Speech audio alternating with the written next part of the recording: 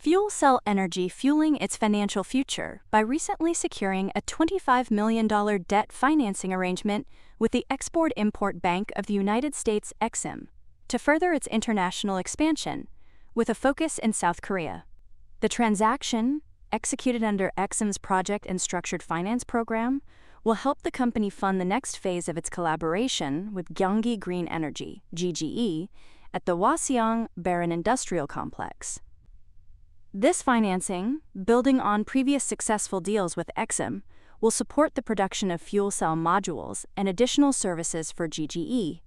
The financing from EXIM is intended to enhance Fuel Cell Energy's ability to deliver reliable baseload power to utility markets in South Korea and other international markets.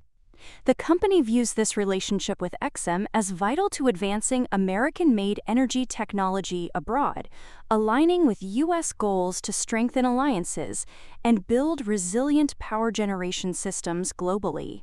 Addition to the EXIM deal, Fuel Cell Energy announced a 7-year agreement with CGN Yulchon Generation in South Korea to provide 8 carbonate fuel cell modules and maintenance services for the Gwangyang facility. This partnership reflects Fuel Cell Energy's ongoing momentum in the South Korean market, where it already supports over 100 megawatts of installed capacity. The contract includes an option for extension beyond the initial term and aims to enhance the operational life and performance of the fuel cell units at the facility. Other collaborations in South Korea involve Noel Green Energy and the recent signing of a Memorandum of Understanding with Inuverse for deploying fuel cell-based power systems at Korea's largest data center, helping to support the long-term vision of South Korea's hydrogen economy roadmap. At the same time, fuel cell fans think South Korean expansion could help address losses, which stood at $38.8 million in its latest quarter.